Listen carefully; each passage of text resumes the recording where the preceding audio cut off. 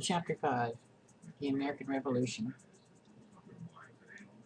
The American Revolution and the Civil War are two sections of history which I really enjoy lecturing on. And I like to spend, quite a bit of time on them because there's just so much to be known and so many interesting people. And of course, the Revolution, our country's beginning, and the Civil War, our country's falling apart. They even teach entire semester courses on both of these wars. But with our compressed 7-week schedules, we have less than 3 hours to cover the Revolution. And of that time, you have to read the chapter, and I have to lecture, and you have to answer your questions. So consequently, we're not going to be going into a great amount of detail. And besides, what you've been hearing about the Revolution since you were in grade school, and I doubt whether you're going to hear much that you don't know before. You might hear it from a different perspective, but you're not going to hear much that you don't know. We talk about the crisis beginning. Well, King George III became king in 1860, and he wanted to be king and backed as well as just name only. So he begins consolidating and getting his support groups. And one of the things that surprises him the most is that the British colonists in the Americas, they're just acting so independent and so strange, like almost as if they weren't Englishmen. And this is just unheard of. I mean, a proper English citizen behaves properly. So he wants to consolidate his empire. So good old King George III begins imposing trade regulations because it's obvious that, these colonists, if they didn't like a law, they just totally ignored it. And even during the 7 Years' War, the French and Indian War, there was even problems between the regular British troops and some of the colonial militias. They didn't have a lot of respect for one another. And then after the war, it's like we were, country cousins. They looked down their noses at us. But meanwhile, he's got to find a way to replenish the coffers in England because wars are expensive. And this one's been going on for 7 years. So he starts taxing, which is the normal way for monarchs to gain money. And he taxed everyone, whether it was Scotland or Ireland or no matter where it was owned by the British crown, they were taxed. And the only people that objected was those people in the colonies in America. They kept saying, we don't have any representation. And of course, the Parliament says, yes, you do. You have virtual representation. Whenever a member of Parliament is elected, he represents all British citizens, wherever they may live. Well, come on, folks. That's like saying a senator from Texas is going to pass a bill that's going to benefit somebody in South Carolina. It ain't going to happen because you take care of your constituents. So the Texas lawyer would take care of the Texans, and to heck with the South Carolinians. So those members of Parliament elected in London are going to take care of their own little shires. They're not going to care two hoots and a holler about what happens across the pond. And since we've got these rebellious, if you would, colonists who are not obeying the laws and evading laws, they're smuggling. And if you look at the East Coast, it's just covered with little coves that you could slip a ship into and unload it without paying any taxes. So the Crown issues what's called a blanket search warrant. The British Navy had the right to stop any ship on the high seas and look for contraband. Now, whereas here in our country nowadays, you have to, when you ask for a search warrant, you have to say what you're looking for. They didn't. They just stopped people willy-nilly and searched them. Meanwhile, they passed new sugar acts and revenue acts, currency acts, and they had these acts before, but they'd never really been enforced. But now they're going to be enforced. Well, the colonists are furious. You're infringing upon my rights as an Englishman. And while they're raising Cain about that, the infamous Stamp Act was passed. Now, if you've ever bought a pack of cigarettes or seen a pack of cigarettes, you see that stamp across the top of the pack. It's a stamp tax. And this Stamp Act, it taxed everything that had anything to do with paper. So if you were to buy a deck of cards or buy dice, you would pay a tax. If you were to buy a newspaper, you'd have to pay a tax. If you were to go to a lawyer and write a will, you'd have to pay a tax. So not only did this tax irritate the lowest common denominator on the waterfront with your dice and card taxes, but it would also irritate the upper class, the lawyers and the judges, with your tax on wills and things. We begin to hear more and more taxation and representation. Taxation without representation. Not good. And of course, this is just a picture of a ghost Tampax tax teapot. But they came up with a real clever solution. If there weren't any stamps, the tax couldn't be collected. So it makes perfect sense. Well, let's go out and destroy all the stamps. And originally, that's what it was planned. We're going to go to the stamp tax offices and burn the stamps. And that way, you can't collect anything. But we have people who are a little bit radical, shall we say. And some of them went so far as to hang the taxman in effigy, which was okay. But when you take the taxman and tar and feather him, then you are akin to committing murder, because that hot tar, once it dries, it comes off, your whole skin comes off. Well, they formed committees to eliminate this stamp tax and have begun to boycott English goods. And of course, this hit the British merchant in the pocketbook. And in 1776, this Stamp Act was repealed. Well, this is wonderful. I mean, look at us. What other country in the world do you have a monarch who will listen to his people? Now, we're not blaming the king for our problems. We're blaming Parliament. And when the king found out that the Parliament was not dealing with the king's subjects properly, the king took care of it. And we're lucky to be Englishmen. And then Parliament passed what they call a Declaratory Act, which said basically we're repealing the Stamp Act, but we do have the right to tax. Which is kind of childish when you think about it. Meanwhile, because we've got a little bit of problems going on, some of the colonies are having trouble. And there was a group of wealthy residents in South Carolina who lived in what we call a backcountry. They began calling themselves the regulators, and they were protesting because they were not represented in their local assemblies as well, and they didn't have any what they felt was fair courts to settle a law disputes and problems with claims on the land. At the same time, in North Carolina, there was a group of small farmers who started to refuse to pay taxes, and they were actually kidnapping tax collectors. They disrupted court proceedings, and they said they weren't complaining because of lack of representation. They were complaining because of corrupt government. At the same time, up in the Hudson River Valley in the north, a group of tenants just stopped paying taxes, saying they were too high, that it wasn't right. They didn't have any representation. They were being enslaved. And in all three cases, the protests, they got a little violent, but they were put down by the local militia, and things moved on. But it should have been a warning signal, a big warning signal to the government that things are not going well. The Townsend crisis. Well, now, Lord Townsend was the CFO, Chief Financial Officer of the British Exchequer. He had a way that he thought he could get tax money and it would not upset the colonies. He said, just set a tax on all imported goods into the colonies and establish a new board of trade. And this would be fine because we're not taxing things on the government, on the colony's government. Well, a tax is a tax, no matter how you call it. And the people didn't like it. So they decided to begin a boycott of anything English. We're going to use homespun virtue. We're going to only use things that we make here. And, this is wonderful for the merchants who were making things in the colonies. And Boston became the center of resistance primarily because it was such a large town and it was a large, large port.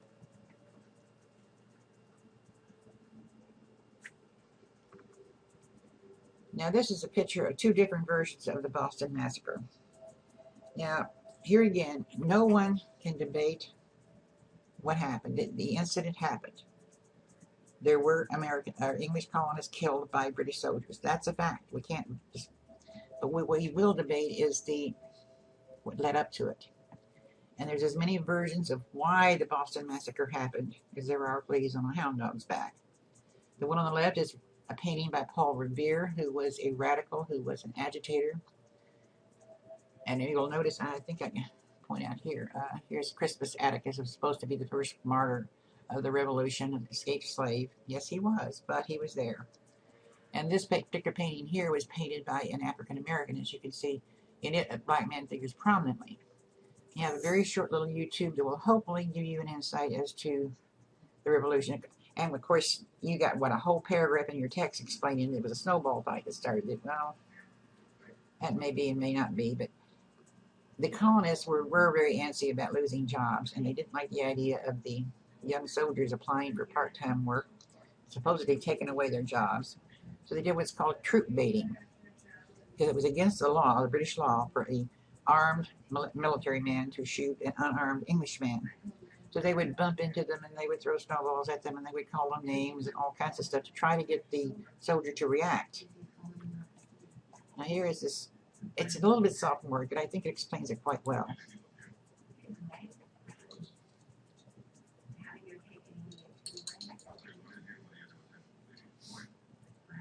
And I love advertisements. On March 5th, 1770, an incident occurred in Boston, Massachusetts between British soldiers and the Boston working class. This event became later known as the Boston Massacre. This incident is surrounded by controversy even over 200 years later. Believe it or not, the Boston Massacre all started out as a snowball fight, a one-sided snowball fight. A Boston man was throwing snowballs at a British soldier over a particular personal grievance. However, a crowd soon joined in, throwing ice and antagonizing the troops. The Bostonians were armed with clubs, knives, and swords, and the most popular weapon of the day, your own bare hands. The aggressive crowd created a tense atmosphere as they cornered the armed British troops against the wall. The troops were under the order not to fire, but in the ensuing chaos, several of them did fire into the crowd, killing 5 and wounding 6 people. Why the troops fired is still debated among historians today, but the aftermath proved to be a vital tool for the revolutionaries as they used this event to create anti-British sentiment and to promote the patriotic cause. Today we are going to analyze 2 illustrations that remember this event. Now remember, over 200 years ago, there's no such thing as photography, movies, or any other kind of media and images. Artists were left to depict what events really happened. Our first image was published by the revolutionary Paul Revere. Now, because these images are paintings and not actual photographs, we have to remember there's an artist's hand involved. In trying to capture a whole significant, important event into a single illustration, we're going to see the differences in these paintings and the differences of the messages of the event that the artists are trying to convey to you, the audience. Let's start out with Paul Revere's illustration. Notice how the British troops are shown standing in a straight line, shooting their rifles in an organized assault on the crowd. Notice also that Revere's engraving shows a blue sky. Look at the top left, and you will see a moon because the event took place at 9 in the evening. Why do you think Paul Revere would do this? Take a look at the man who felt closest to the troops. What race is he? This is supposed to be Crispus Attucks, an African American who is viewed by many historians as the first martyr of the American Revolution. Why do you think Revere would change his race in this image? Now take a look and try to find a few other clues of your own how this illustration conveys the message of the evil British attacking an innocent unarmed crowd. Let's now move on to our second illustration, created about 100 years later in 1868 by Alonzo Chappell. Notice how the troops are surrounded by a rowdy crowd with clubs and weapons. How is this different than Paul Revere's? Notice where Captain Preston of the British troops is standing. Is he ordering the troops to fire, or is he trying to control the situation? This illustration also is missing Crispus Attucks, the African American martyr. What could be the reasons in 1868 that an African American would be missing from the Boston Massacre? How does Chappell's illustration differ so greatly than Paul Revere's? What memory was each artist trying to convey with their illustration? Is either illustration the truth? Now I'll leave the big question up to you. Was this a massacre, or was this a riot? This debate continues today amongst historians, and the debate continues on to you now. I know I just asked a lot of questions. You probably don't know all the answers to them. But the important thing is that we ask 3 major questions when we're examining any historical document. We ask who the author is, why they produced this document, and who the audience is. By using these 3 questions, we learn not to take anything at face value. I hope by using this example with the Boston Massacre, we see that there's two sides to every story, and not every story has a right answer. There is no right or wrong in the Boston Massacre. It's all up to interpretation. Now it is up to you, the audience, to draw your own conclusions of the Boston Massacre and decide for yourself if it was really a massacre.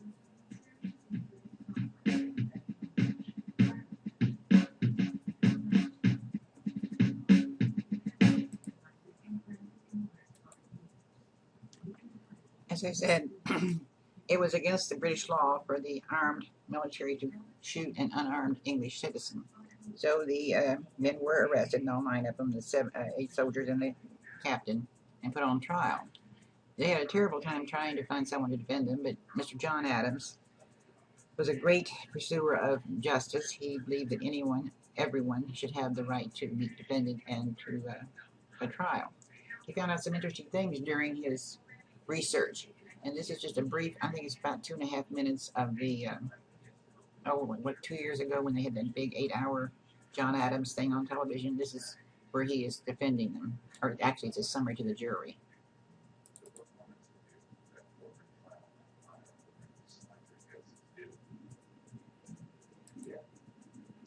I am for the prisoners at the bar. In the words of the Marquis of Beccaria, if by supporting the rights of mankind, I shall save from the agonies of death one unfortunate victim of tyranny or of ignorance equally fatal, his blessings will be sufficient consolation to me for the contempt of all mankind. When people are taxed without representation, they are sometimes to feel abused. Sometimes they may even rebel. We must take care, lest, borne away by a torrent of passion, we make shipwreck of conscience. Prisoners must be judged solely upon the evidence produced against them in court and by nothing else. And the evidence we have heard speaks plainly enough, gentlemen. A sentry's post is his castle, and to attack it by English law is an illegal act. Soldiers so assaulted may defend themselves to the death. Now the people are crying, kill them, knock them down. And they're hailing sharp, cutting ice, oyster shells, clubs. What are they to do? Behave like stoic philosophers lost in apathy? Disregard these uniforms. Consider the men who wear. Consider yourselves in such a situation and judge if a reasonable man would not fear for his life.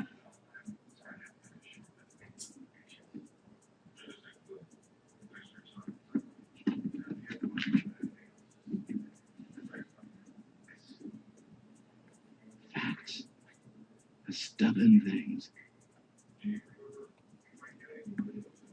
See, whatever our wishes, our inclinations, or the dictums of our passions, they cannot alter the state of facts and evidence. You see, the law, on the one hand, is inexorable to the cries and lamentations of the prisoners, but on the other hand, it is deaf as an adder to the clamors of the populace. Gentlemen of the jury, I submit to your candor and justice the prisoners and their cause.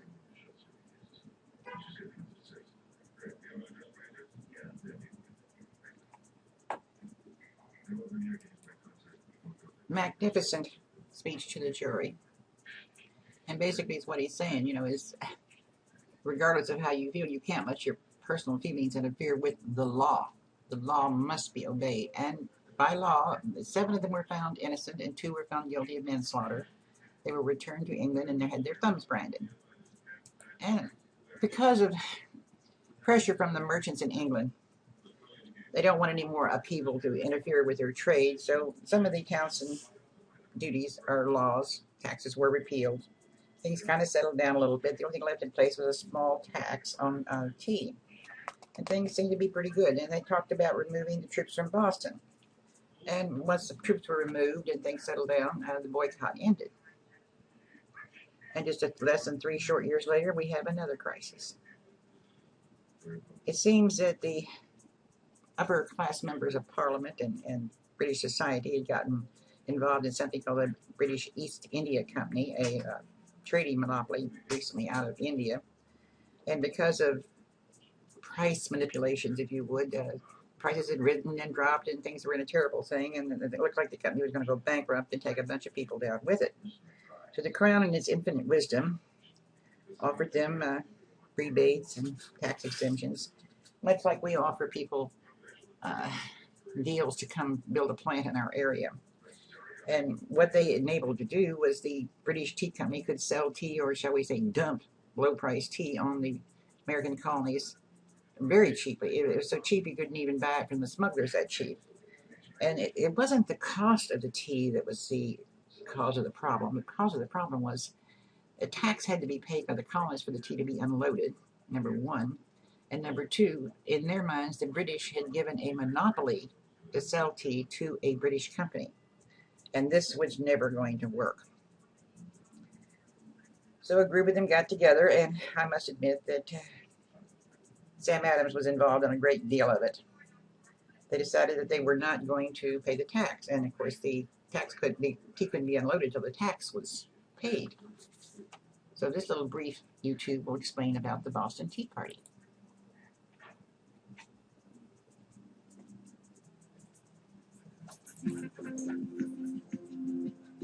The growing resentment of the colonists against British control culminated in a dramatic display of rebellion in Boston Harbor called the Boston Tea Party.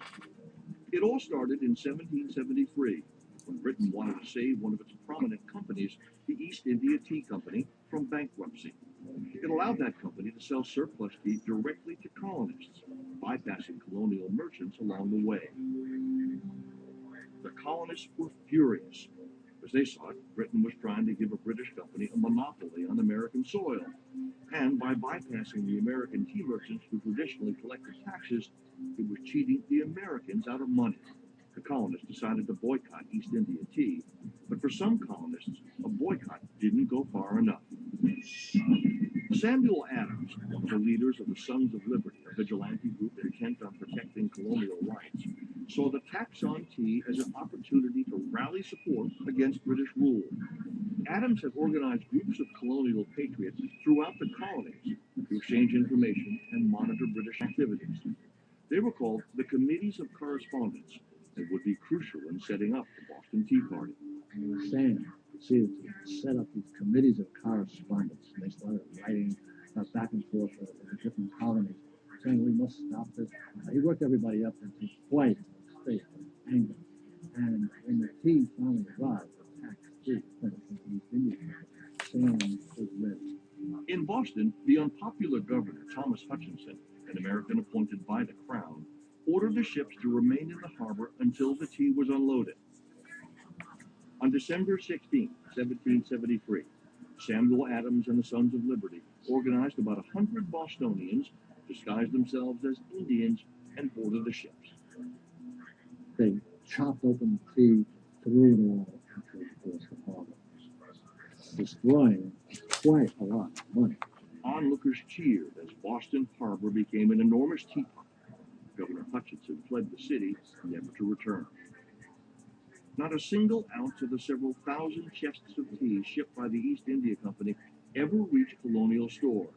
There were tea parties in other colonies, but nothing quite as dramatic and as expensive as the Boston Tea Party. In Philadelphia and New York, mass demonstrations forced tea-bearing ships to return to England with their cargo holds still full. In Annapolis, protesters burned both the tea and the ships, chanting liberty and independence, or death in pursuit of it. Outside of Massachusetts, radical colonists burned tea leaves in solidarity with Boston. Others shook their heads at the destruction of private property and the breakdown of law. The British Parliament was outraged by this blatant act of rebellion and proceeded to slap the colonists with a new set of laws called the Intolerable Acts. They were designed to bring the colonists to their knees, but instead spurred them closer to the battle for independence.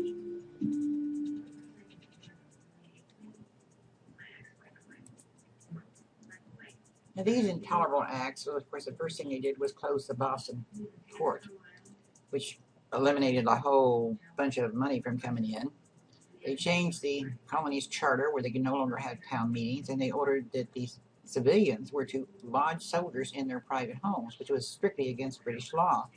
British law stated the only time this could happen was during wartime, and there wasn't any war. So there's a whole bunch of mad people going on. And of course, Sam Adams is an agitator, a rebel rouser, if you would. He hated the British crown and did everything he could to spread rumors, true or false. And just when it thinks it can't get any worse, Parliament passed something called the Quebec Act that, in effect, brought the boundaries of Canada down to the Ohio River. And if that wasn't bad enough, it recognized Catholic law, the French law, and having the Catholic Church involved. And now we have even executed a king in Britain to get rid of Catholics. And of course, the people of the colonies are sure that the first thing that's going to happen is they're going to have Roman Catholic bishops coming down and holding court like they did the Spanish Inquisition. And it's just, oh, people are really up in arms about this. They're up in arms so much so that some of the colonists got together, like 12 of the colonists got together and decided to meet in Philadelphia at the first Continental Congress. Now, I said there's 12. There's 13 colonies, but Georgia did not send a representative. In Georgia, the population was more African-American than white, and she was afraid that if she sent away her white leaders, that the blacks would rebel, that she would go along with anything that Carolina had to say. So we have the first Continental Congress.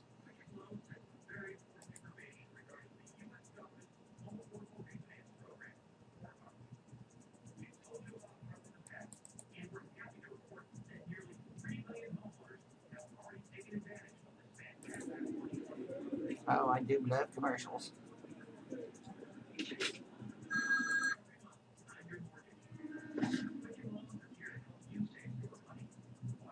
Tensions escalate far beyond Boston. Settlers are pushing west. Many have their eyes set on new land west of the Appalachians.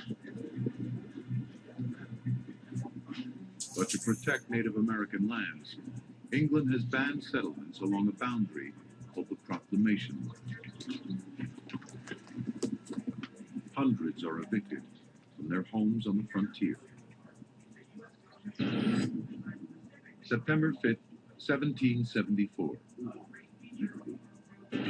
Incensed at the British actions, 56 delegates from across the colonies gather at the First Continental Congress in Philadelphia. It's the first step on the road to American democracy. Among them are John Adams, Patrick Henry, and a gentleman landowner from Virginia,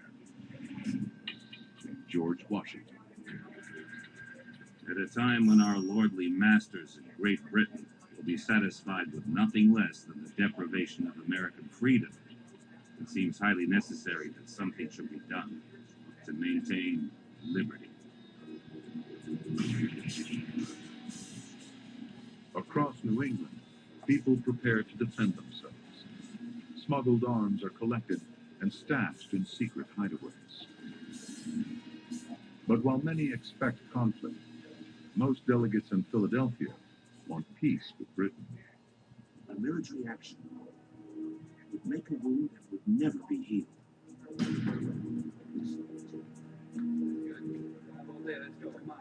The First Continental Congress resolves that a British attack on any one colony will be regarded as an attack on all of them.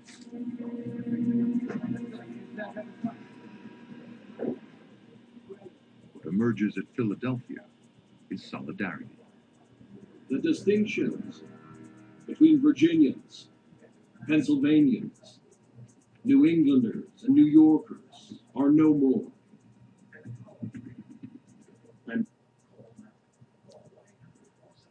So instead of doing what they had wanted to have happen, scare the colonies by singling out one particular colony, and I must admit, I have 6 children and 5 boys, and I'm a different generation than you are, yes. But there would be a time or two when I would be, for instance, in the kitchen cooking, and I'd come back into the living room, and there would be a lamp turned over.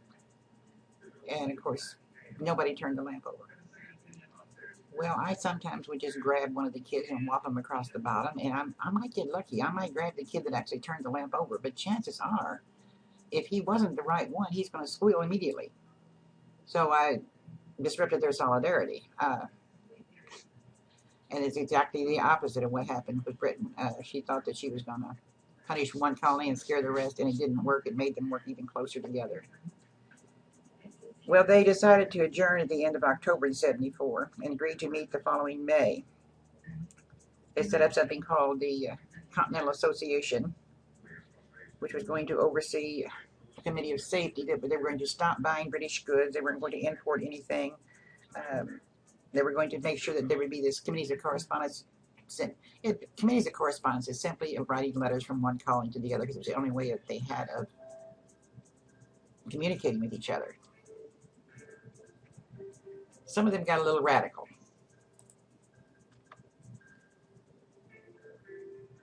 Before the Second Continental Congress could meet, there were, well, we say, rumblings going on, and instead of talking about taxation without representation, now we're talking about, you know, you're destroying the historical rights of the Englishmen, and it's just isn't the way it's done. But in May of 1775, when at the time the Second Continental Congress did meet, we'd already had what we call the shots that were heard around the world. It seems that the new commander of the British forces had heard about a stockpile of arms in Concord, and so he sent a group of soldiers from Lexington and Concord to raid the warehouse. And this is during the time of Paul Revere's famous ride, you know, one if by sea, one if by land, 2 if by sea. He rides warning the countryside, and a group of militiamen meet the army along the road. Well, I think they were kind of surprised, because you got, you know, several dozen militiamen show up, and there's several hundreds of these redcoats standing out there.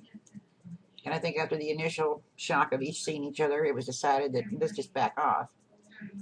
And we don't know for sure who. We are all pretty much of the opinion it was an accident, that one of the militiamen, as he was leaving the field, tripped and fell, and his gun fired. No one was hit. But once the first shot was fired, there were shots on both sides, and men fell.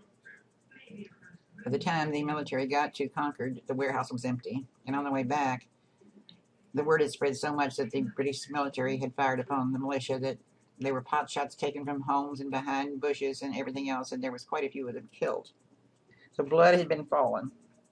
The shots heard around the world, and the Second Continental Congress is getting ready to meet. Now, you must realize this Continental Congress that we're talking about, these are not elected officials. These are representatives picked by the different colonies to go to a certain place and talk.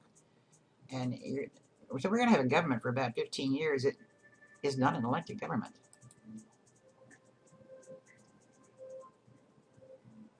The single most important group of men in the American Revolution are those that met during the years when the Second Continental Congress was in session. The Second Continental Congress creates the United States and wins the Revolutionary War. So what we're going to do is talk about the Congress itself, where it came from, what was going on to make these delegates meet, and what was going on during their meetings. It actually technically lasts for years. So let's go ahead and dive in to the Second Continental Congress. And the Second Continental Congress meets for the first time on May 10th of 1775. And it's going to continue to meet until the end of the war. Now, essentially what the Second Continental Congress is the second meeting of colonial delegates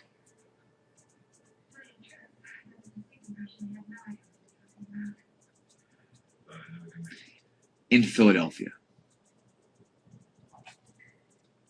Now, these delegates are actually going to move around They're going to be in Philadelphia for some time in places like Yorktown in Pennsylvania, other times in places like Baltimore, but the seat, really, the area where they're primarily located, is going to be Philadelphia. And this Second Continental Congress essentially has a few tasks.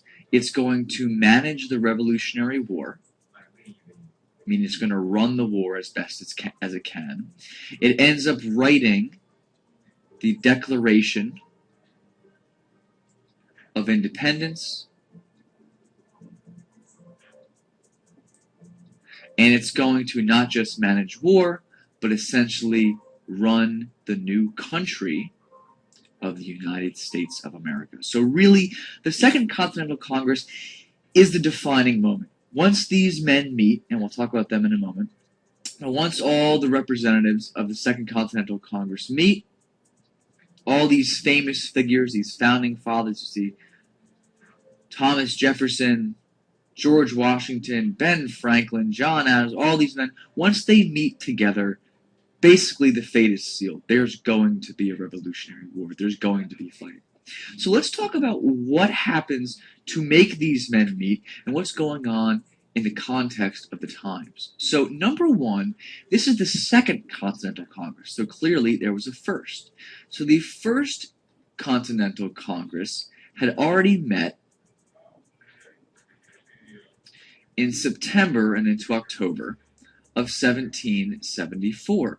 And they basically met to discuss grievances against the British, especially in regards to what they had done to Boston. And after they left, they agreed to meet again.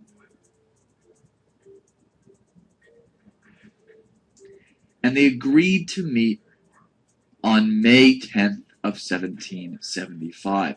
Except a lot had changed in between September of 1774 and May of 1775.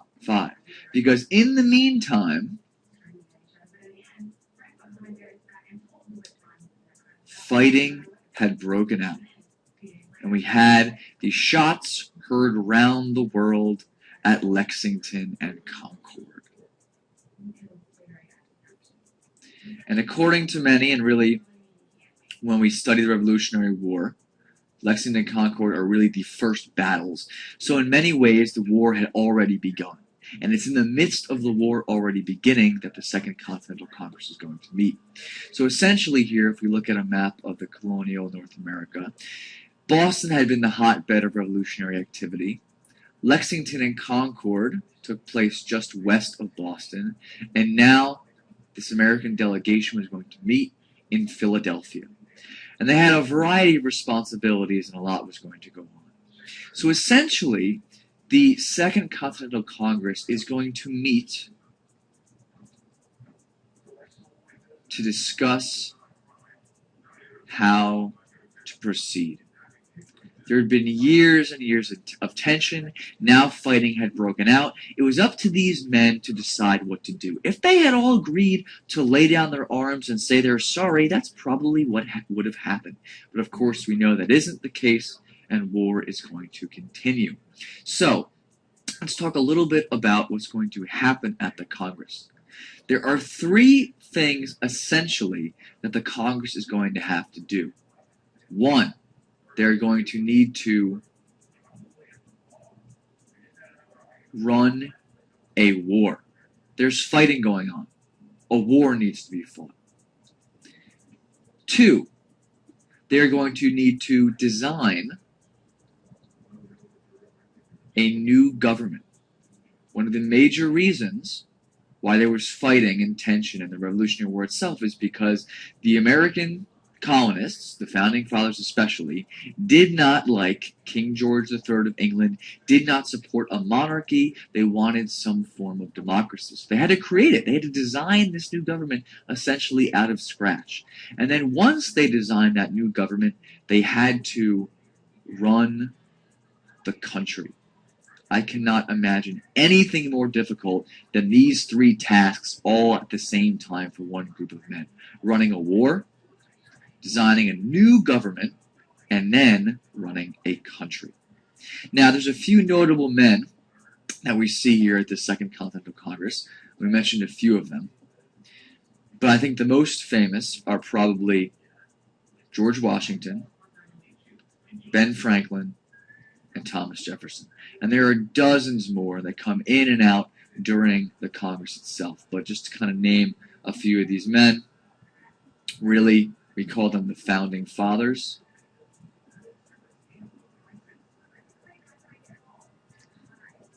And if you were present at the Second Continental Congress, you would be within your right to call yourself a Founding Father. So for instance, like we said, we have Washington, we have Jefferson, we have Franklin, and John Adams, and countless others who helped create this new country. Now let's talk about some of the specific things that the Second Continental Congress is going to do. Because remember, they are tasked with these very important roles. Running a country, running a war, designing government, everything under the sun they have to do. So what specifically were they doing and when did it happen? Well, the first event that really is going to launch their actions is what they do on June 14th.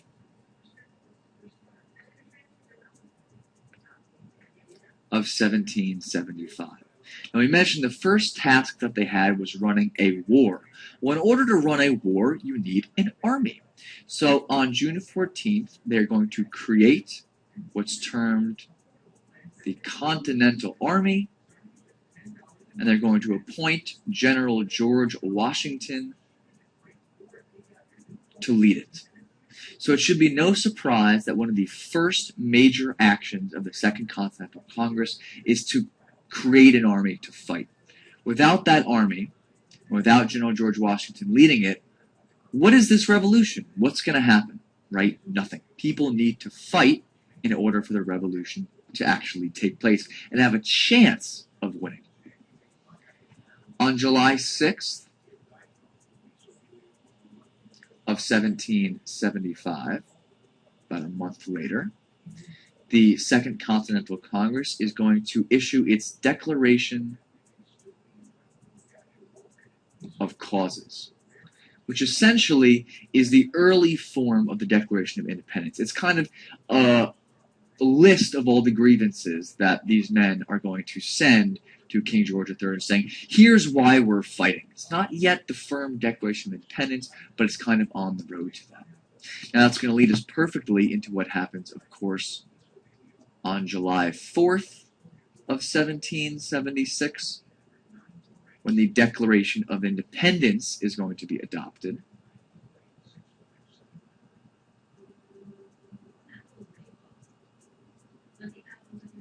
And of all the documents that we can talk about in regards to the Revolutionary War, this perhaps is the most famous and most influential.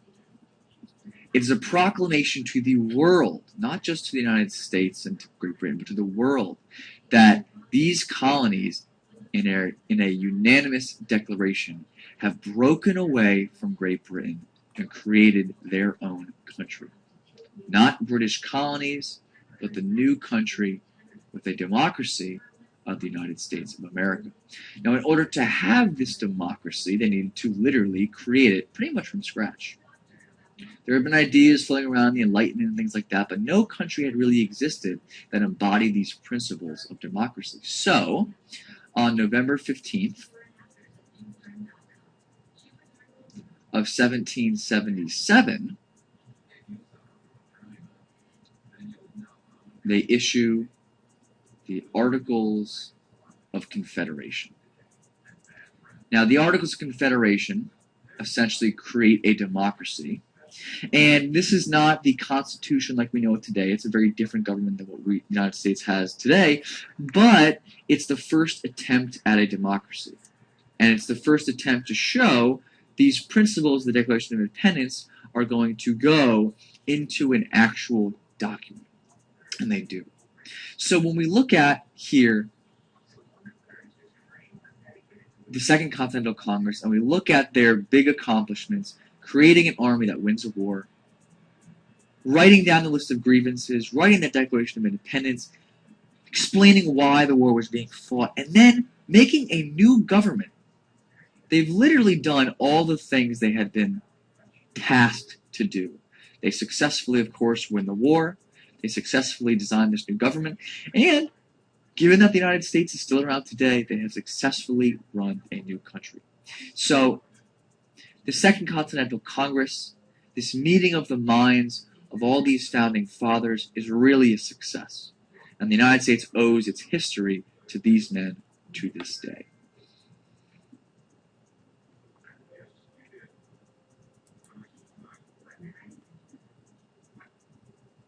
Of course, they also issued the Declaration of Independence. They formed a committee to get some men to do it, and out of those, Thomas Jefferson was the one that is the most prolific in writing.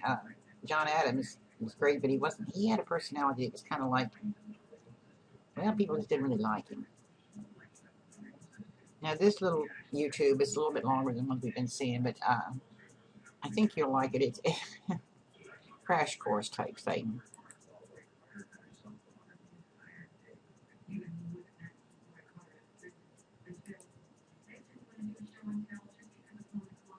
Get help in AP Macroeconomics at educator.com.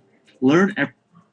Hi, I'm John Green. This is Crash Course U.S. History, and today we begin discussing the American Revolution. So 2 things to keep in mind here. 1, the American Revolution and the American War for Independence are not the same thing. And 2, while I know this will upset some of you, the American Revolution was not really about taxes. Mr. Green, it was about tea, right? Also, it was not about tea. The Boston Tea Party was about taxes and our God-given right to smuggle. It's a little confusing me from the past, but that's why Crash Course is here.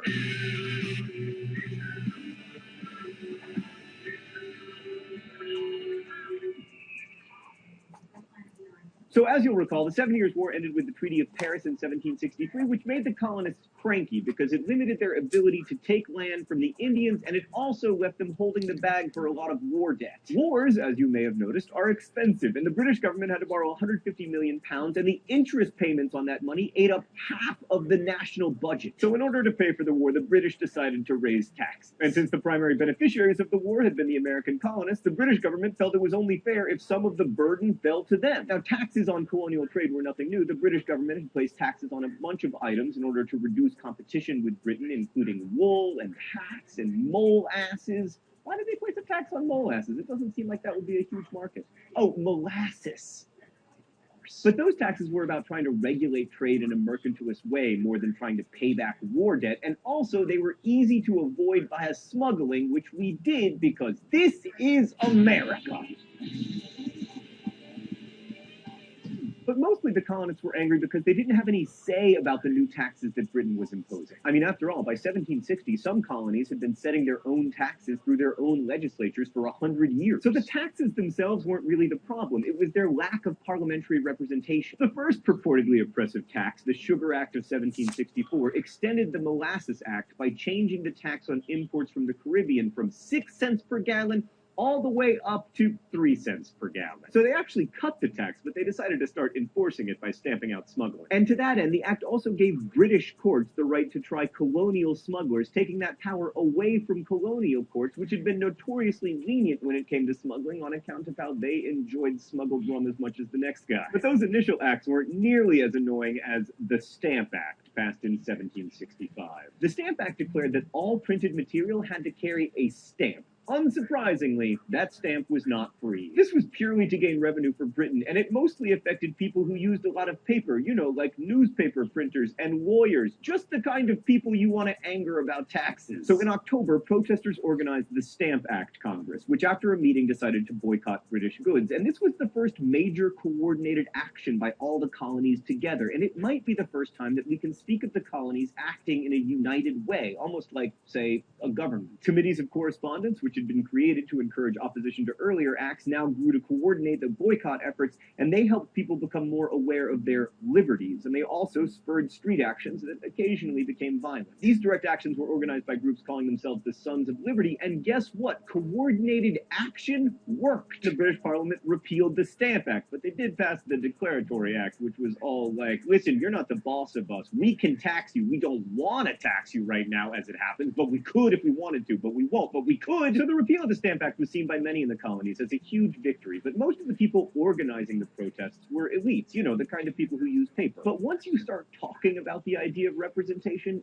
everybody wants in. Meanwhile, Great Britain still needed money, so Chancellor of the Exchequer Charles Townshend got Parliament to pass new taxes in 1767. The so-called Townshend Acts also created a new board of customs to stop smuggling, which we didn't like one bit. You don't like it when I say we? Well, tough luck. I'm an American. Bring back the Libertage, Stan! Many colonists again responded with a boycott, and women got in on the act this time, with the Daughters of Liberty encouraging homespun clothes to replace British ones. But not all the states were on board. Like, artisans loved the boycotts because they got more money. But merchants from cities like Philadelphia and New York weren't so happy because they made their livings by importing and selling the very goods that were now being boycotted. On occasion, protests did get out of hand, as in the Boston Massacre of March 5th, 1770, which, while it was not much of a massacre, was definitely the worst outcome of a snowball fight in American history. I mean, 5 colonists were killed, including most famously Crispus Attucks, a sailor of mixed-race ancestry. And then, of the 9 British soldiers put on trial, 7 were acquitted and 2 were convicted only of manslaughter thanks to the top-notch lawyering of one John Adams. Don't worry, though, that guy comes around to the American cause. But overall, boycotts and protests were effective, and British merchants pushed for the repeal of these acts, leaving only a tax on tea. Let's go to the thought bubble. The 1773 Tea Act offered tax exemptions and rebates for tea coming in from the British East India Company, which allowed them to dump cheap tea on the colonies, which actually lowered the price of tea. So why were the colonists so mad that on December 16, 1773, they dressed up as Indians and dumped enough tea into Boston Harbor to cause the modern equivalent of a $4 million loss? Some colonists were upset that cheap tea would cut into the profits of smugglers and established tea merchants, but most were just angry on principle. To our great national shame, tea was at the time as important a beverage in the colonies as it was to Brits living in Britain, and to allow the British to tax a near universal product set a precedent that Britain could tax whatever they wanted. But the Tea Partiers miscalculated, thinking that the British would back down in response to their protest. Instead, the British responded by passing a series of acts that colonists came to call the Intolerable Acts. The Massachusetts Government Act curtailed self-government there. The Quartering Act forced colonists to house British soldiers in their homes when ordered to. The Quebec Act extended the southern boundary of Quebec and granted religious toleration to Catholics, which was none too popular with the Great Awakening crowd having recently awoken. The colonial response to these acts is really the start of the American Revolution. First, Massachusetts passed a set of resolutions calling for colonists to 1. Disobey the Intolerable Acts, 2. Stop paying taxes, and 3. Prepare for war. And in September 1774, a group of delegates from 12 of the 13 colonies, Georgia, met in Philadelphia to coordinate the resistance of the Intolerable Act. This was the first Continental Congress, which in setting up the Continental Association to police the boycott and encourage domestic manufacturing was the first real colony-wide government in British America. Thanks, Thought Bubble. So this sort of phenomenon is known by historians as kind of a big deal. I mean, coordinating action to achieve some end is what governments do, so it's not an exaggeration to say that the first Continental Congress was the first government of America. You might even say that sending delegates to Philadelphia in 1774 was the first truly revolutionary act of the American Revolution, but it was not a call for independence. However, there was a changing attitude among many colonists, because rather than seeing themselves as standing up for their rights as English people, they began to make claims based on abstract ideas about freedom and natural rights. In this respect, the Continental Congress was between worlds, because it justified its actions as liberties of free and natural-born subjects within the realm of England, but it also talked about immutable laws of nature. And this idea that all humans have certain rights derived from natural law has become a pretty big deal, not just in the United States, but also in the green lands of not America. I mean, these days, human rights is a phrase that we bandy about with Putin. Do you show up every time the words human rights are mentioned to make sure that we're talking about China and not you? And this brings me back to an important point. Although we tend to equate the two, the American Revolution and the American War for Independence were not the same thing. I mean, for one thing, the fighting started 15 months before the Declaration of Independence. For another, simply declaring independence does not make you an independent nation, as I will now demonstrate. I hereby declare this studio the independent nation of John Green, Sylvania. Yeah, see, nothing happened. The war between colonists and Britain began in 1775, on April 19th to be exact, when fighting broke out between the British soldiers and Massachusetts militiamen the Minutemen at Concord and Lexington, or Lexington and Concord, depending on whether you live in Lexington or Concord. This was the famous shot heard round the world, immortalized in Longfellow's poem The Midnight Ride of Paul Revere. So while the colonists actually lost the famous Battle of Bunker Hill, which was technically fought on Breed's Hill, the British suffered such heavy casualties that soon thereafter they were forced to abandon Boston. But then they got some revenge by taking over New York, which they held for most of the rest of the war. But in thinking about the war, it's very important to understand that not all colonists were pro-independence. Like elites in colonies like New York and Pennsylvania were very nervous about all this revolutionary fervor that was whipping up artisans and small-time farmers to think that they deserved to have say in the political process. Oh, it's time for the mystery document? Awesome, I love getting shocked. The rules here are simple. If I guess the author of the mystery document correctly, I do not get the shock pin. If I'm wrong, I do get the shock pin. All right, let's see what we got here. The Americans are properly Britons. They have the manners, habits, and ideas of Britons and have been accustomed to a similar form of government. But Britons could never bear the extremes, either of monarchy or republicanism. Some of their kings have aimed at despotism, but always failed. Repeated efforts have been made toward democracy, and they equally failed. If we may judge of future events by past transactions, in similar circumstances, this would most probably be the case in America, were a republican form of government adopted in our present ferment. All right, so we've got an educated person who thinks that Americans are Britons who will inevitably want to walk a middle path between republicanism and monarchy, and therefore that the revolution is not a good idea. I know it's a colonist because of the reference to our present ferment. All right, I'm going to guess that it is Ben Franklin's son, William Franklin? Ah, dang it! Who is it? Who the hell is Charles Inglis? Charles Inglis? Charles freaking Inglis? I've never even heard of that guy. It's not fair. Oh. Ah! Oh, I hate that. Apparently he's a bishop or something. Anyway, people like Inglis remind us that not everyone in the colonies was all fired up to be an independent nation. In fact, in July of 1775, the Continental Congress sent the Olive Branch petition to King George III, suggesting that Americans were loyal British subjects who wanted reconciliation with the mother country. But then along came Thomas Paine's pamphlet, Common Sense. Why couldn't that have been the mystery document? Common Sense appeared in January of 1776, and it was like the Harry Potter of its time, only with liberty instead of wizard school. Written in relatively straightforward English, the pamphlet contains many powerful rhetorical arguments, like, of more worth is one honest man to society and in the sight of God than all the crowned ruffians that ever lived. Others were just common sense, like this nugget. There is something absurd in supposing a continent to be perpetually governed by an island. Pow! Also, there's the beautiful sentiment, the weapon we have is love. Oh, that's from Harry Potter? I told you they were similar. Ultimately, Paine's arguments all contributed to the idea that America is somehow special, even exceptional. I mean, talking about independence and freedom, he said, the cause of America is in great measure the cause of all mankind. That's powerful stuff, and Paine's pamphlet sold 150,000 copies, and it was extremely widely read. By the way, he still managed to die penniless, and only 8 people attended his funeral because of his vitriolic ridicule of Christianity. But anyway, America eventually declared independence for many reasons, but Paine's persuasive arguments were one important reason. And it marks a moment when the pen truly was, if not more powerful, then at least more important than the sword. I mean, within 6 months of the publication of Common Sense, the Second Continental Congress had declared independence and signed one of the most important documents in the history of the world, which is where we'll pick up next week. Thanks for watching. Crash Course is produced and directed by Stan Muller. Our script supervisor is Meredith Danko. The associate producer is... Well, that was a little bit of a preview or review of what we've just said. I really like John Green. He has such a unique perspective on everything. Now, most of these words you've heard already. You will hear them again. They'll be used probably to ask a question. It wouldn't hurt to take a few minutes to write them down. 1775, again, shots heard around the world, Lexington and Concord. Then you had the Second Continental Congress and the Olive Branch Petition, which we just mentioned.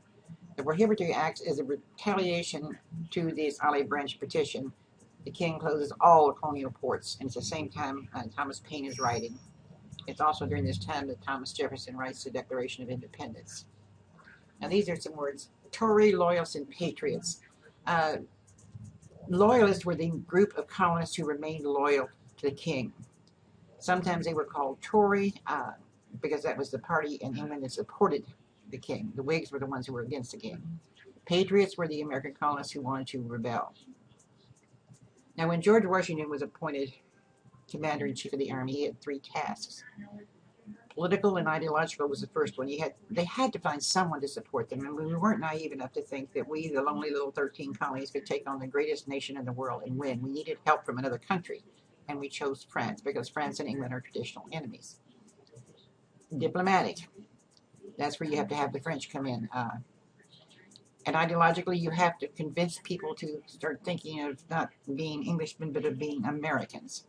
But the third one is the one that always causes a confusion. He knew that with his small, untrained, poorly equipped army, there was no way they could win a lot of big battles, so he had to avoid losing battles and avoid losing. So 3 tasks: political and ideological, diplomatic, and to avoid losing battles. So what was the army made up of? The regular Continental Army was mostly young, unmarried, footloose. Later there were some blacks, free and slave, although Washington was against it to begin with. And, of course, the Southerners did not want their black slaves to have a gun. They would offer them incentives or tracts of land. And sometimes they would sign up in one town and stay around for a day or 2 to get their money or their tract of land and then go to another town and enlist again. Now, that's the regular army. But in the militia, they would sign up from 3 to 6 months. Mostly farmers, mostly married, and had a habit of disappearing during planting season and harvesting season. Now, these are some questions you need to think about because I guarantee you 1 or 2 of them is going to show up on your essay questions or on your test. Why were the battles of Lexington and Concord fought? Quite frankly, because the English were trying to recoup the losses of some gunpowder.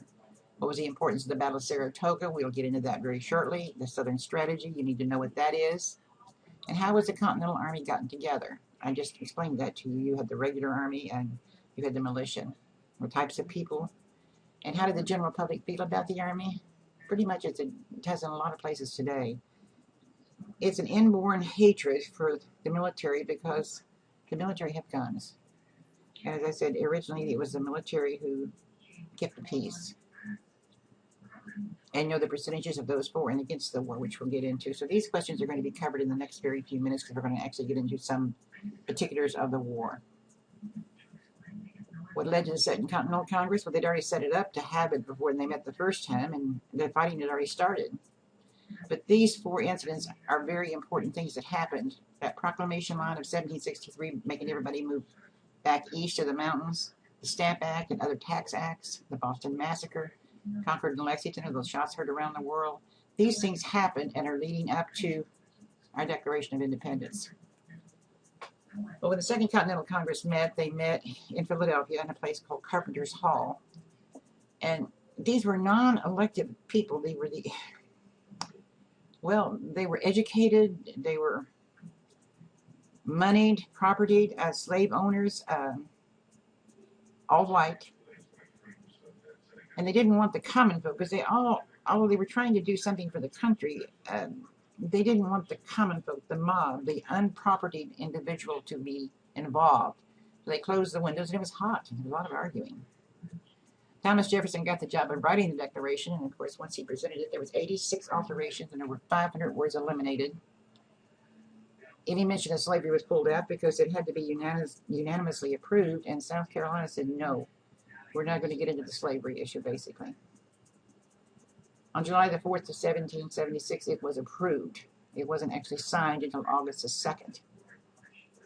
And the signers, the names were posted on a list, and of course the British already knew about them.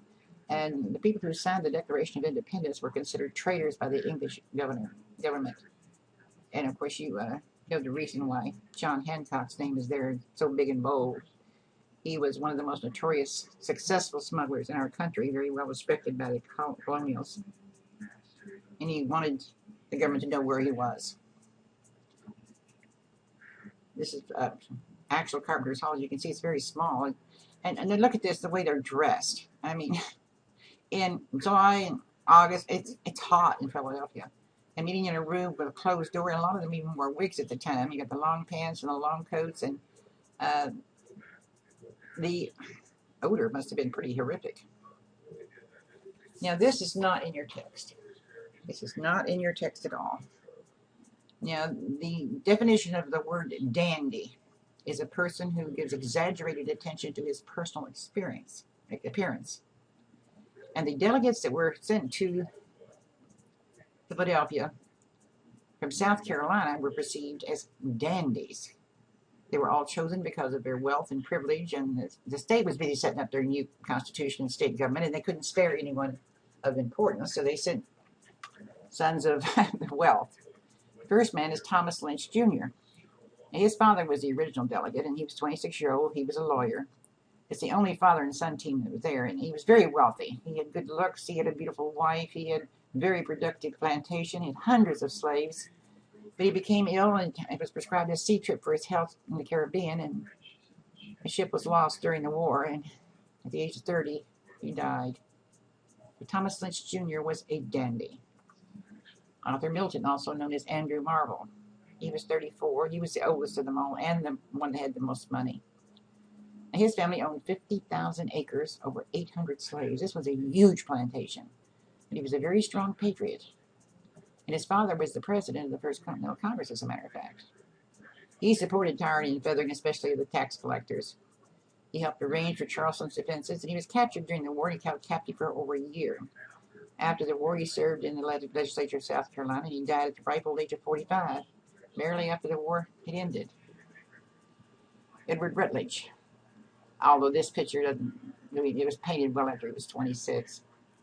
He headed the South Carolina delegation, and he wasn't real thrilled with declaring independence. He thought it was too soon, and the initial vote, the South Carolina delegation voted no. He was very wordy. He loved to debate. He and John Adams did not get along.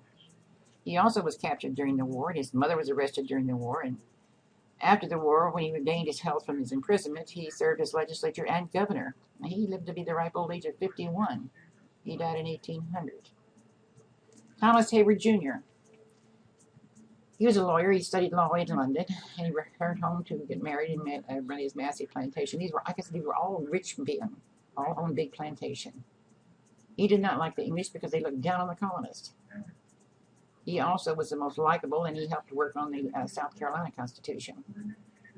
Of the four, three of them were captured, and he was captured and wounded, and rebuilt his plantation when he died after the war, and he served in the legislature and judge, and he lived the longest. He died at 63. Now, these four men are not mentioned in your text, but since we are in Carolina, I thought it only fair that we throw in a little bit of Carolina history, too. So ask yourself, would you have been a patriot? You know, it's kind of like what's going to happen during the Civil War. If you're a merchant and you're depending upon goods from England to make your living, you're going to not be a patriot. Maybe you like being an Englishman. Maybe you're proud of that. Maybe, on the other hand, you want to make your own rules. So you're going to have divisions. And like I say, again, you've got the loyalists, or those who stayed loyal to the crown. They were sometimes called Tories, which is the same thing. The patriots were those who were independents, and the ones that were the most radical were the ones in the Northeast around Boston. Now, this YouTube I'm not going to show you now. It's called The Distinction Between Loyalists and Patriots. It's a old, brief 4-minute talk by a very well-known professor emeritus here in Carolina. It's a very interesting talk, but it goes beyond what we need to know right now. If you want to watch it, watch it. Now, back to the war. In June of 1776, British warships arrived in New York under the command of Sir William Howe. At this point in time, we were just getting our military going, and Washington's army consisted of 10,000 Continental troops and 7,000 militia. They're all untrained, they're all untried, they're all poorly equipped. But Washington realizes it's essential. You have to show some kind of force. Now, they move it in, and Washington wants to defend New York. Well, New York City is a big city. It's full of loyalists, and it's going to be very hard to defend, and he was not able to do it, so he was forced to retreat. In the retreat, a fort called Fort Washington was captured, and several thousand colonials were captured. While he's retreating, Howe is right behind him. Now, at this point in time, because of the sluggishness of everything, if Howe had pushed it a little harder, he could have eliminated and ended the war right then and there. But the Howes were very slow. They were very indecisive. This plagued the British method of running the war the entire time. They didn't seem to know how to follow up on things. They allowed Washington to escape. And meanwhile, they set these Hessian troops loose, and they ravaged and plundered all of New Jersey, turning a lot of people who were loyal to the crown to the Patriot side, because nothing will make a man madder than you mess with his wife or his daughter. Then in December of 76, Howe settles in New York for the winter. Well, we don't fight in the wintertime, you see. We plan in the wintertime. We fight in the summer. And Washington decides something's got to be done because his men's enlistment's up in December, so he decides on a sneak attack on Christmas Eve, or the day after Christmas. And he attacks Trenton, New Jersey, and Princeton, New Jersey, in December of the 26th. The Hessians knew they were coming. They even found papers where spies had told the Hessian captain that Washington was going to attack, and they didn't believe him. No self-respecting soldier fights in the wintertime, especially in Christmas. So the colonials captured 900 Hessians and killed 30 of them, and I think there was 3 Americans wounded. And then Washington moves to Morristown, New Jersey for the winter. And we're not going to go into the dreadful winters that they had. But this is just a listing of the types of Continental soldiers that we had, other than the regular soldiers were footloose men. Each of the new states government, because we're no longer colonies, now we're state governments. Each of the state governments were responsible for filling a quota. The farmers with families went for the shorter terms, 3 to 6 months. The footloose and single went for longer. And like I say, the soldiers sometimes disappeared during harvest or planting or sick family. They just didn't understand. They weren't regular military. They didn't understand military rules. And there was a lot of women attached to the army. And Washington didn't object, because if your wife or girlfriend was along, she would cook for you, she'd clean for you, and relieve the military of the responsibility. And there were some who, once their husband went into the military, they had no way of taking care of themselves, so they went with their husband or their boyfriend. And of course, there were the widows of the ones who'd been killed that would help take care. And of course, there's certain what we call camp followers who perform, shall we say, other duties. But when all was said and done, even though the army was unwieldy, there seemed to be an unlimited amount of people to draw on. Now, let me tell you, I'm only going to tell you about 2 different battles, if you would, in the war. Gentleman Johnny Burgoyne was a playboy general in London, and he wanted to make himself a hero, because let's face facts. Unless it's wartime, you don't make any rank, you don't get any accolades at all. He is in London. Howe is in New York.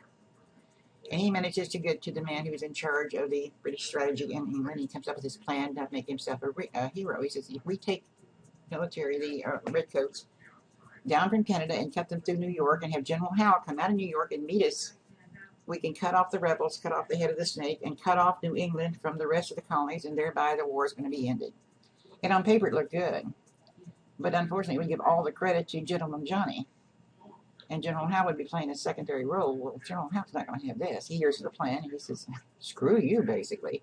I'm not going to come up into New York. So he stays in New York, and then he decides, well, let's just take Philadelphia, too. So he's not moving. But Gentleman Johnny doesn't know this.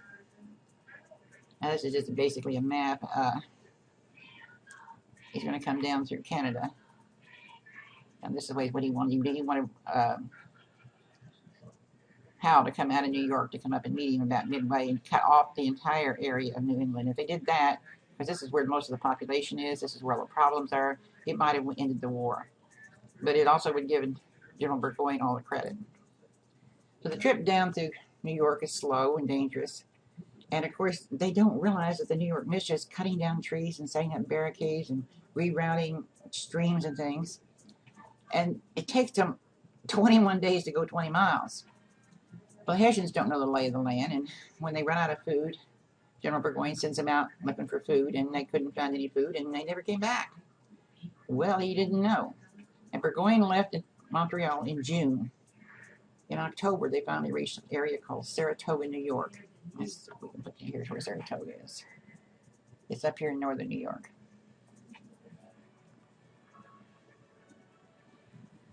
The first clue you should have had was when those Hessians didn't come back. 900 of them didn't come back.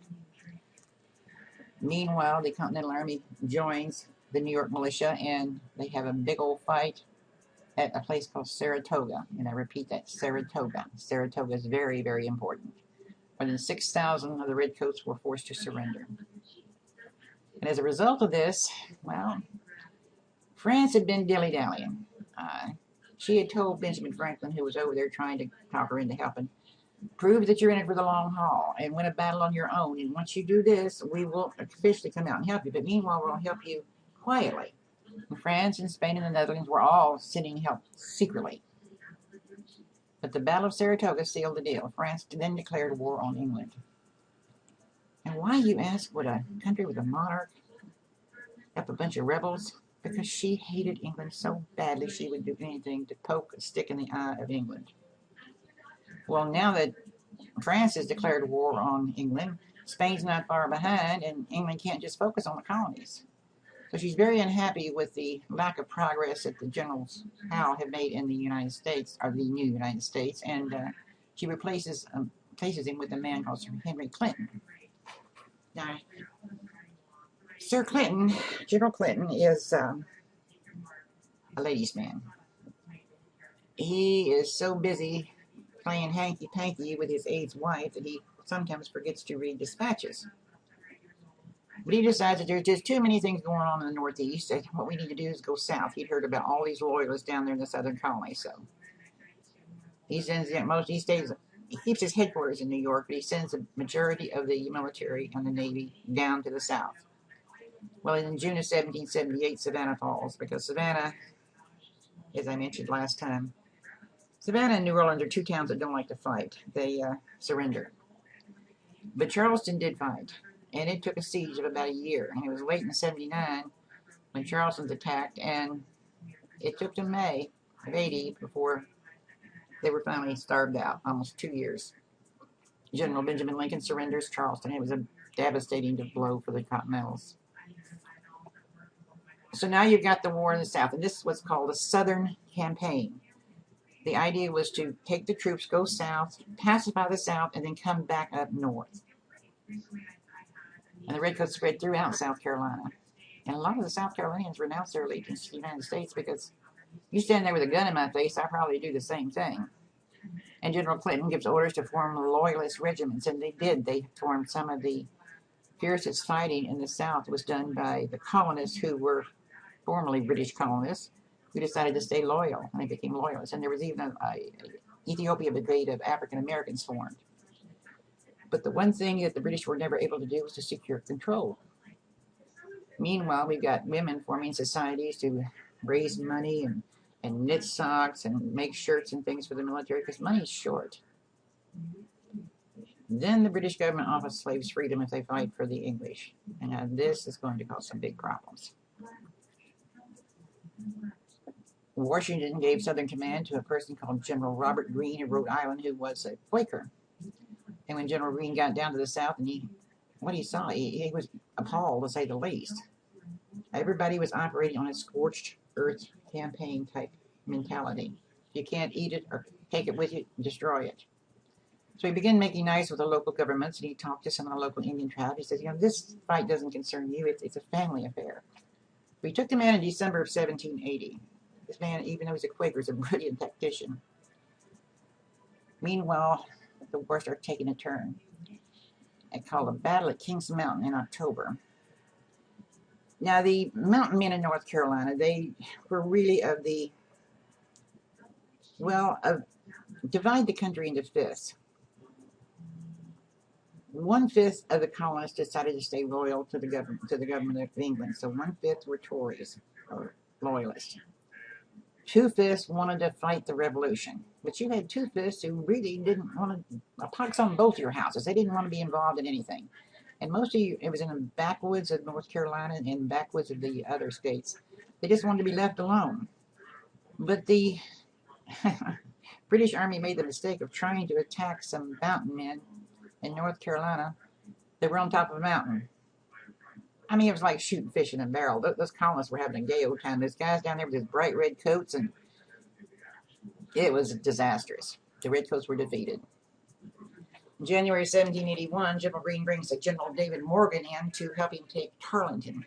Now, if you saw The Patriot, you saw Tarleton, the butcher, lock a bunch of people in church and burn the church down. And they swore this has never happened, although this is like something he could have done, because he did not believe in taking prisoners. If you tried to surrender, he'd shoot you right then and there. A place called Cowpens, up just a little bit, I think it's north and west of Greenville. David Morgan is quite a guy, and this little brief video will explain a little bit about it. It's one of the few battles we're going to talk about.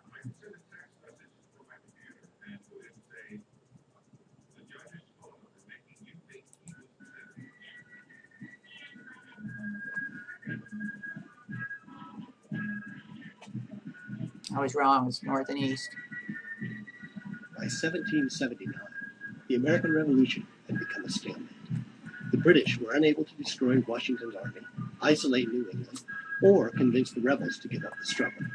They had lost an army at Saratoga and evacuated Philadelphia. They determined they would hold their position in New York and shift their efforts to the south. The British commanders determined a new strategy was necessary if they were going to re-establish control of their American colonies. Their intelligence told them they had a very good chance of success in the South, where the number of loyalists was greater. They hoped to achieve success in the South and use that success to move northward and regain control of the whole of the colonies. The British took Savannah, Georgia in 1778 with little resistance. Charlestown, South Carolina, fell to the British forces in 1780, as did Camden. The battle at Camden was a complete military disaster for the insurgent patriots, as General Horatio Gates of Saratoga fame was routed. At Waxhaw, South Carolina, British General Banastre Tarleton attacked an American force of approximately 350. Despite their efforts to surrender, the American men were butchered to death by Tarleton and his dragoons, leading the Patriots to give him the nickname of Bloody Bam, or the Butcher. Tarleton had been an important participant in the battles of Charleston and Camden, and in January 1781 he was ordered to pursue Brigadier General Daniel Morgan's troops. They met up in a place known as Cowpens, South Carolina. Morgan was a tough commander who was beloved by his men. He had fought in the French and Indian War, where he was shot through the neck and cheek, leaving a huge disfiguring scar on one side of his face. He also had an incident in which he assaulted a British officer, an offense for which he was given 500 lashes on his back, leaving his back a mass of scar tissue and causing him to walk with a bit of a limp. Had he remained in the British Army, Morgan would never have been more than an infantryman, but he proved to be an invaluable leader for the Continental Army. Morgan demonstrated those unsurpassed leadership skills during the Battle of Cowpens. Morgan deployed his men along the main road in Cowpens in 3 lines, using the undulating topography to conceal each successive line from the onrushing dragoons. He placed sharpshooters in the first line, hiding behind trees. The second line was a line of militia. Morgan knew not to ask too much from these unseasoned troops. Therefore, he told them all they had to do was fire 2 volleys before dropping back to regroup with the Continentals, who were in the third line. The third line consisted of professional Continental infantry with a cavalry unit under the command of William Washington, hidden in the trees off to the side of the battlefield. Morgan understood Tarleton well. He calculated that Tarleton would attempt a full frontal assault, and he was absolutely correct. As Tarleton and his men charged forward, the first line of sharpshooters took aim and fired, primarily at British officers. Most accounts of the battle put the number of British killed by the front line at 15. Tarleton's men regrouped and continued forward toward Morgan's second line.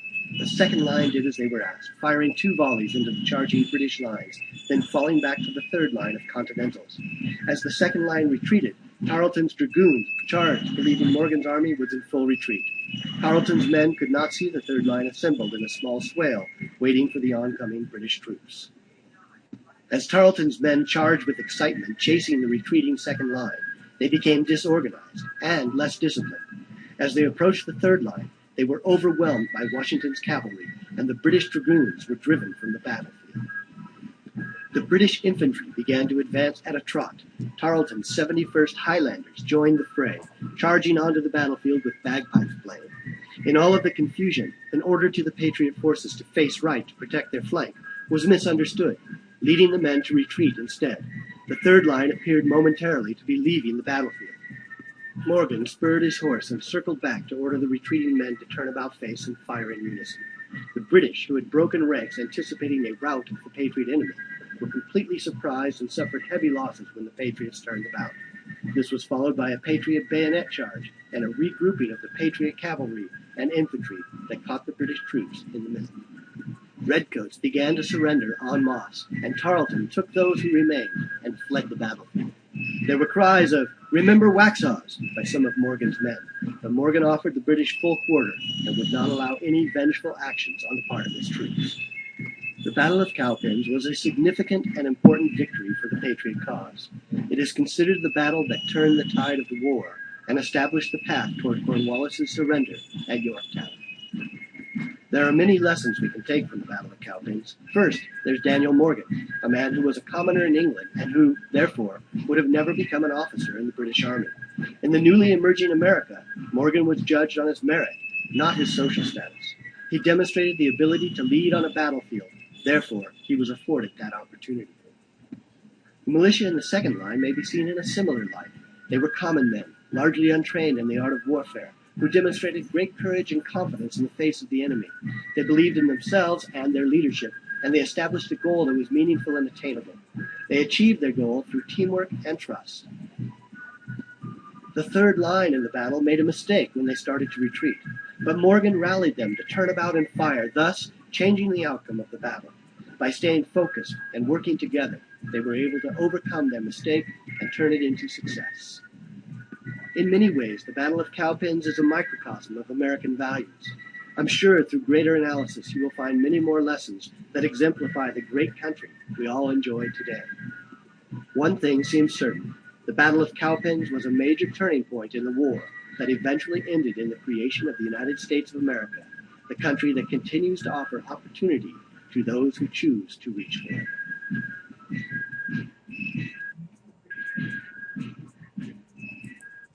Nothing like a little bit of propaganda. Meanwhile, General Greene begins harassing the commander of the British troops in Carolina, General Cornwallis.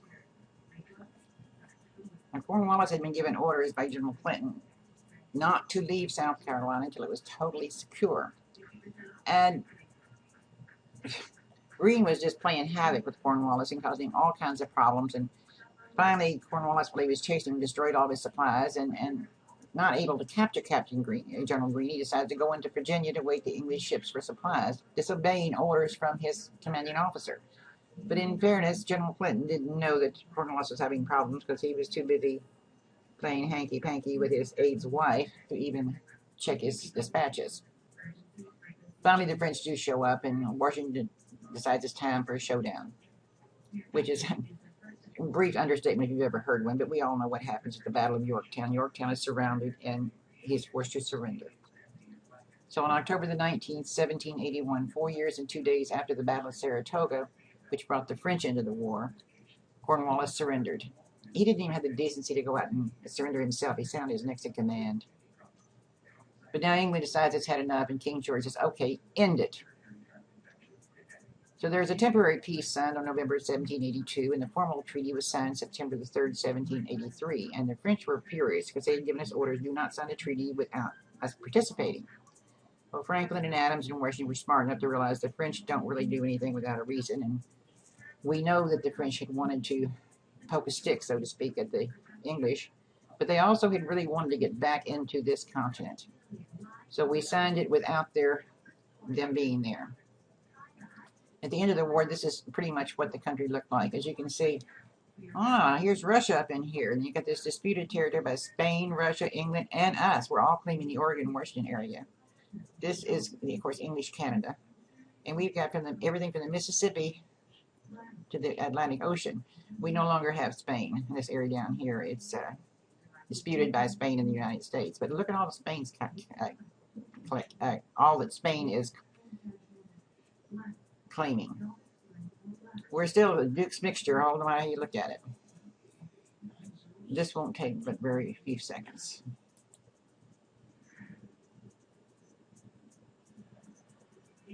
It's going to give you just very briefly, because it wasn't just all on land. We had some sea power going on.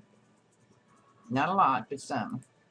And while England struggled on with France, her own colonies in America, themselves perhaps the freest men on earth, struck out for even more freedom. At sea, Britain had 28 warships with over 500 guns and 5,000 men at ports between Halifax and Florida. True to her sea doctrine, she commanded the American coast, keeping her own sea lanes open and closing those of the rebellious colonists. The colonial navy consisted of a few frigates from individual state navies. Averaging 125 feet in length, they mounted 4 to 12-pounders. 4 of 13 contemplated frigates were destroyed on the stocks to prevent capture. Others were captured, driven ashore, or sunk. The same for many of the new nation's converted merchantmen and privateers. At war's end, our America had no more than 2 ships larger than a schooner. It was sad going. True enough, there was the stirring episode in English waters off Flamborough Head in 1779, when John Paul Jones doggedly held on to and finally beat a good British man-of-war, Serapis.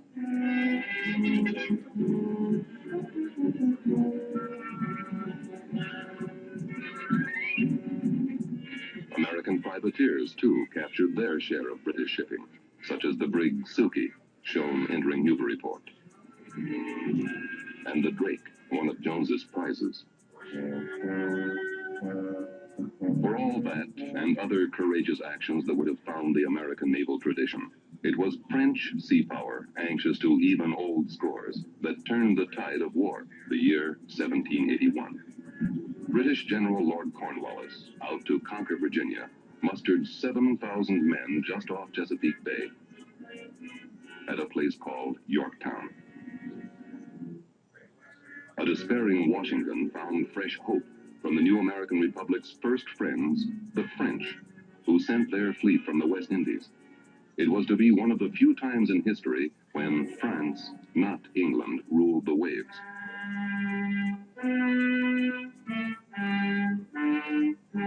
The French attack on British ships isolated Cornwallis's army, which, with seaward supply lines closed, had no choice but to surrender.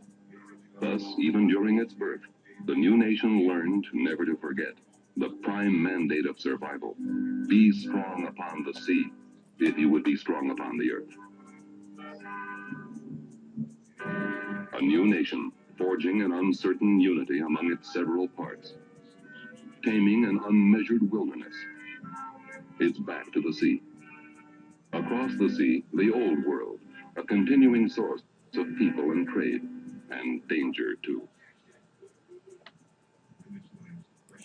One thing about this, the French showing up, Washington had been begging for years since the French had agreed to help us to send the Navy. But the French Navy would much rather be down in the Caribbean where all those rich plantations were and looting down there than they were interested in coming up to fight. The only reason they arrived when they did was because the hurricane season was starting in the Caribbean. I got a thorn in my side against the French. But just because the war's ended, we've still got hard feelings, especially in the South. There's going to be guerrilla fighting for years, and innocent people are going to be killed, especially innocent Indians. So we won the war. Now we have to win the peace and govern a new country. And in all honesty, over the next 10 years or decade, what happens to us after the war is over with, we almost came untogether. We almost lost the peace. And that's pretty much what Chapter 6 is going to talk about. It's talking about the revolution within and how things have changed for different people, the slaves, the women, the limits of liberty. We'll get into that, and I will have a much shorter lecture for that, I promise you.